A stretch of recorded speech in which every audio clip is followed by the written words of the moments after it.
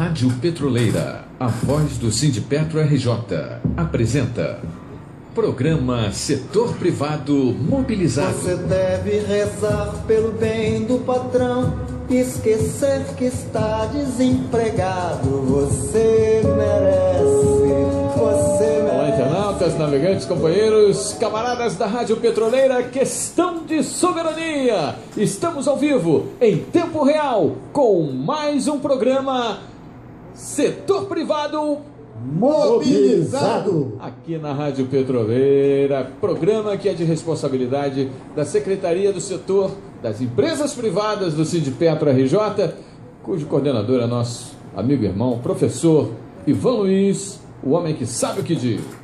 Valeu, Candala. Eu nunca vou esquecer esse refrão.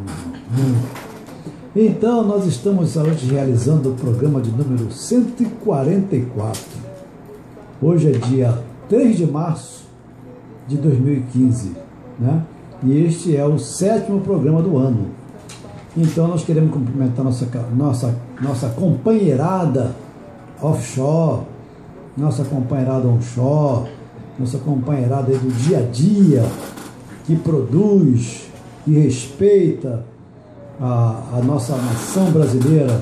E nação, segundo a sociologia, nação, ela está ligada, associada a sentimento.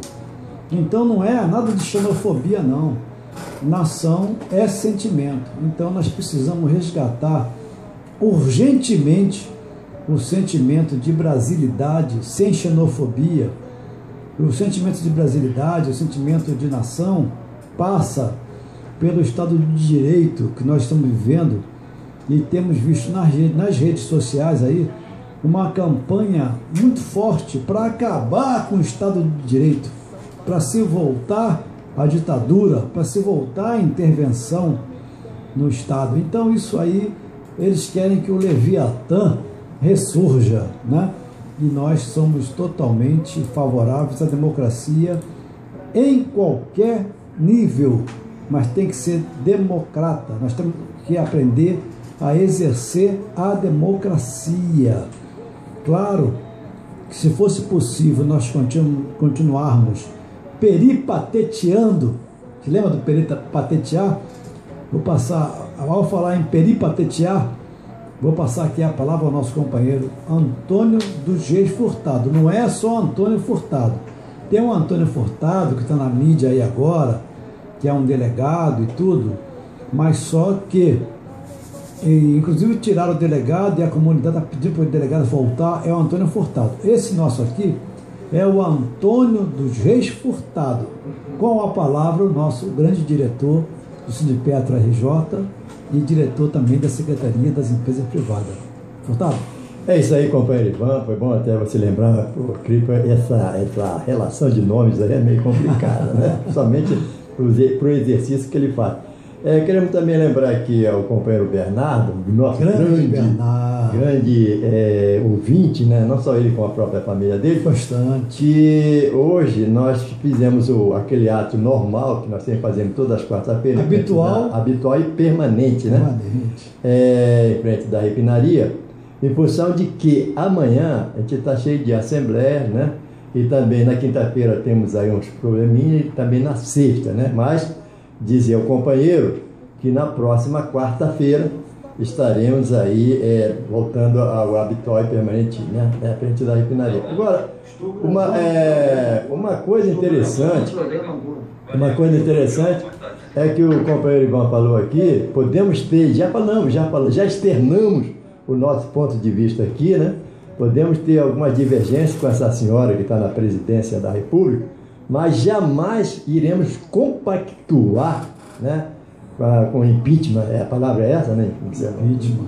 Impeachment dessa senhora, até porque nós sabemos o que resulta disso aí, né, companheiro Ivan? E nós já tivemos uma noite muito escura, né, que nós jamais queremos lembrar. E nós não podemos, de uma certa forma, embarcar nesse ufanismo que hoje agora está, impeachment, porque é isso. O que temos que fazer é exercer a nossa democracia e fazer as nossas cobranças. Como também aqui, o companheiro Ivan vai fazer um comentário, no que diz respeito aos caminhoneiros, eles exerceram o direito de questionar e avançaram. Por isso que a gente sempre está falando aqui, para os trabalhadores, quem faz o movimento é o trabalhador. O sindicato é apenas o elo, né? E é preciso que o trabalhador tenha ciência e consciência disso, que os exemplos estão aí, os gari agora, recentemente, os caminhoneiros, companheiro Ivan. Você aproveitando aqui o gancho do caminhoneiro, que você já antecipou, uma sanção integral, tá vendo? Da nova lei dos caminhoneiros. Por quê? Porque houve uma pressão, não é verdade? Então, está se falando lá em 12 meses do financiamento para aquisição de caminhões, né? Além desses 12 meses de financiamento, a Petrobras também, a Petrobras vai segurar o preço do diesel por 6 meses, né? Isso. E os empresários e caminhoneiros devem estabelecer uma nova tabela de frete. Quer dizer, dentro de várias propostas, né? Nós estamos destacando essas duas aí. E tanto que o ministro-chefe da Secretaria-Geral, o Miguel Rossetto, ele, tentando acabar com os protestos dos caminhoneiros que bloquearam as estradas do país, está incentivando, está estimulando que seja tudo pacificado após a publicação dessa medida, dessa nova lei, que segundo esse ministro do transporte, né, esses protestos entraram já mais de 8 dias, na realidade, né, e então tem mais de 90 pontos de rodovias federais em 10 estados, além que por isso aí, além de afetar o estado, o trânsito nas rodovias, essa manifestação também, segundo eles, tem prejudicado o transporte de cargas, como combustíveis, alimentos, e já tem feira que está sentindo realmente o reflexo dessa paralisação dos caminhoneiros. Como foi aí em boa épocas atrás, aí, a paralisação dos petroleiros também, né? Que causou grandes problemas, porque para você chegar à paralisação é a radicalização do movimento. E o que é ser uma pessoa radical? Isso é que deve ser, esses conceitos também devem ser bem discutidos. Quando você se torna um radical, quer dizer que você foi até a raiz do problema, entendeu? Você foi até a raiz do problema. Então, você discute, fica aquela enrolação, como o Furtado fala, fica aquele CD que não fura, e né, sempre aquela alegação fajuta, até chega um momento que o trabalhador vai e radicaliza. Pronto, acabou, vamos parar e acabou o fim de papo. Então esse aí é um tema muito importante, que está na mídia, está em discussão, e se eles não paralisassem tudo, ninguém saberia, e eles continuariam sofrendo todas as consequências que vem sofrendo até hoje. Você vê que a tabela do frete, por exemplo, ela tem que ser revista, tem que ser rediscutida, né? Porque ficou acordado que os empresários e os caminhoneiros e seus representantes irão estabelecer uma tabela referencial de frete, uma tabela construída entre os empresários e os caminhoneiros. Isso é palavra do ministro Rossetto, né?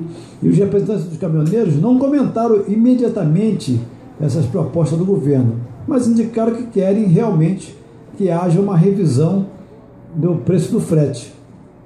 E o estado principal afetado foi o Rio Grande do Sul, que, de acordo lá com o último boletim da Polícia Rodoviária Federal, do meio da tarde as interdições eram registradas em rodovias federais dos estados de Goiás, Mato Grosso do Sul, Tocantins, Paraná, Bahia, Espírito Santo, Ceará, Santa Catarina e Rio Grande do Sul. O estado com mais interdições é o Rio Grande do Sul, que teve 30 bloqueios, seguido por Santa Catarina com 21, Paraná com 21 e Mato Grosso com 10. Então, a força do trabalhador está exatamente na sua mobilização. E o representante do Comando Nacional do Transporte, sabe qual é o nome dele, Furtado? Ivan Luiz Schmidt. Ivan Luiz, meu xará, que eu também sou Ivan Luiz. E ele defende a redução imediata do preço do óleo diesel em 50 centavos. até que seja definido um valor de frete mínimo para os caminhoneiros, né? E o valor defendido pelo grupo que se diz responsável pelas manifestações nas estradas federais é de 70 centavos por eixo de caminhão a cada quilômetro rodado. Nós fizemos aí esse destaque que o nosso companheiro Furtado chamou a atenção, né? E o nosso programa hoje, então, porque esse é o nosso editorial. Com a palavra aí, o nosso companheiro Furtado, se quiser fazer mais algum comentário. Olha só, Ivan, você fez um comentário super interessante, mas existe uma palavra nesse meio aí, né, que as pessoas não se referem, é o diálogo, né? É o diálogo, porque as pessoas querem conversar, mas a prepotência, o dizer que eu faço, que eu mando, né, acontece nisso aí. Aí depois se faz a crítica ao trabalhador. O trabalhador está fazendo essas posturas, ele está prejudicando alguns segmentos, mas esquecem de dizer que o trabalhador quer o diálogo, só que não é atendido. Então, infelizmente, tem que ter essa postura aí de radicalizar, que não radicaliza, está questionando o direito. Esse é diferente de radicalizar. Está aí na raiz do problema. Está na raiz do problema e quer discutir, pô. Isso, quer discutir. E outra coisa, quer discutir e quer apresentar soluções, que é mais importante isso aí. Está apresentando. E uma outra coisa, né, companheiro Ivan, nós tínhamos marcado para a próxima terça-feira uma entrevista com a nossa advogada, né? Isso. Nossa advogada Salete, para falar sobre essas modificações que começaram já a funcionar a partir do dia 1º, né? De março. Com referência aos trabalhadores da ativa. Ela está em 664 e 665. 664, no caso específico seria 665, né? Porque a 664 diz que respeito aos aposentados no que tange com referência ao falecimento, não só do homem, mas também da própria pessoa, a mulher, né? Então, tira direitos ali, e mais grave é com referência ao companheiro da ativa, né? Que tira também vários direitos, mas ela está impossibilitada de vir. Mas a gente já está apontando, e é aqui nós estamos chamando a atenção dos nossos ouvintes, nós estamos apontando para o dia 17, né? Ela vem fazer aqui, que na vez passada ela fez uma entrevista muito boa, né? E provavelmente depois a gente vai entrar em contato com a doutora Lília para falar sobre a saúde do trabalhador, né? Que também uma coisa que está muito enraizada no meio dos trabalhadores, problemas de doença. Vamos ver o companheiro Arlindo, o companheiro Capistrano, que tem determinadas doenças, né? Agora, companheiro Ivan, amanhã nós temos várias atividades, né? Às 11 horas nós estaremos discutindo com os trabalhadores da Queiroz Galvão no que diz respeito à PLR, né? E logo em seguida, às 16 horas, estaremos fazendo uma assembleia com os trabalhadores da Haliburto para discutir e ver o posicionamento desses companheiros no que diz respeito ao ACT. Essa assembleia será por volta das 16 horas, né? Esperamos que haja a participação maciça dos companheiros para que a gente faça uma discussão, e naquele segmento que a gente sempre está dizendo aqui, né? A empresa bem começa com aquele disco furado que não avança nada, que e ainda joga no ar, não estão fazendo isso para não mandar, para não demitir. Esse recurso extremamente negativo, né? E nós combatemos também isso aí. Negativo e coercitivo. Isso. E na quinta-feira, às 11 horas, estaremos com a assembleia com os trabalhadores da Chevron, que também nós temos algumas divergências, mas, lógico e evidente, como a gente sempre tem aquela postura de dizer o que determina a posição do sindicato é através das assembleias dos seus trabalhadores, é nesse segmento que a gente faz a discussão com as empresas. Companheiro Ivan. Não, foi importante demais você chamar a atenção para isso aí, porque os trabalhadores têm que aprender que o destino deles, quem traça o destino deles, quem decide o destino deles, são os próprios trabalhadores. E na nossa pauta do programa de hoje, a nossa pauta é um breve comentário sobre o Joaquim Levy, que é o ministro banqueiro do governo Dilma, né? Ele, inclusive, é ex-secretário do Tesouro Nacional na gestão do ex-ministro Antônio Palocci, né? E o Levy ajudou a promover um dos maiores ajustes fiscais já realizados no nosso país.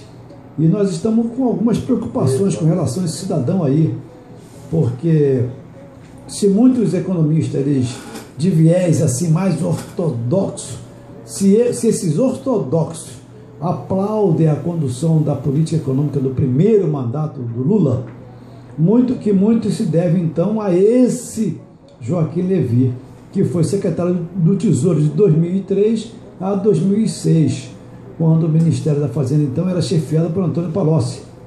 E com a saída do Palocci do governo, Levy também deixou a pasta, né? E ele foi, na realidade, ele foi rejeitado por grande parte dos petistas. Por quê? Porque ele teve como principal marca dele foi a austeridade. E é reconhecido pelo perfil dele ortodoxo. Pessoas próximas a ele, né, o definem como determinado, obsessivo por trabalho e tão teimoso quanto a presidente, apesar de ser gentil e bem-humorado no que tange assim ao trato pessoal. E o seu trabalho na condução dos ajustes econômicos agradou tanto que o Lula o indicou para o Banco Interamericano de Desenvolvimento, BID, e foi secretário também da Fazenda do Rio de Janeiro, antes de chefiar a área de fundo do Bradesco. Por mais virtude que esse cidadão tenha, o Furtado, ele jamais poderia ter se manifestado com relação a algumas ações do governo Dilma como com palavras tipo assim, ações irresponsáveis, entendeu? Né? Quer dizer, ele não pode, sendo um subordinado da presidente Dilma, mesmo que ele pense dessa maneira, ele não tem as condições políticas para manifestar palavras que foram palavras, no meu ponto de vista, palavras totalmente inapropriadas, palavras que não interessavam a ninguém que ele proferisse publicamente, entendeu? Numa rodinha lá dele, lá com os amigos tomando uísque, ele falasse à vontade, mas não em declarações públicas, entendeu? Porque por mais competente que ele seja, por mais ortodoxo que ele seja na política fiscal, o ortodoxo na política fiscal, ele está apoiando todos os interesses do capital internacional, que é para poder manter o superávit primário previsto, entende? Esse superávit primário, ele vem para massacrar a gente aqui internamente e tentar controlar todo o nosso avanço na realidade, baseado nessa pseudo-lei de responsabilidade fiscal. Então, esse aí é a nossa pauta. Mais detalhes vocês vão ver no site professorivanluiz.com.br. E também, Furtado, como você sempre fala, os nossos microfones, o nosso programa está totalmente à disposição da categoria. Vocês podem enviar pauta para nós aqui pelo site, pelo e-mail setorprivado@sindipetro.org.br. Vocês podem enviar para nós aqui a pauta que vocês quiserem, o editorial que vocês quiserem, o destaque que vocês quiserem, porque o nosso programa foi feito e ele existe para atender aos interesses da nossa categoria, certo, Furtado? Evidentemente, né, companheiro Ivan, até porque com esses dados que os trabalhadores possam nos passar, a gente melhora até a qualidade do programa, não é isso? Porque a gente pode ter uma visão que o próprio trabalhador pode, essa visão está equivocada, né? Você fez um comentário em particular, não concordo muito não, mas tem que ser respeitado até determinados pontos, né? Mas no que diz respeito a essas informações do trabalhador é muito importante, porque às vezes a gente peca por não ter conhecimento daquilo que está se falando, né? Com mais profundidade. Então esse é um fato muito importante. E como a gente fala, não só mandar informações, mas também participar do nosso programa via telefone, né? Nós temos o nosso telefone aqui, ou então participar ao vivo. Como a gente fala, quando a gente vai para frente da refinaria, então quando a gente vai para frente das empresas, a gente fala, olha, nós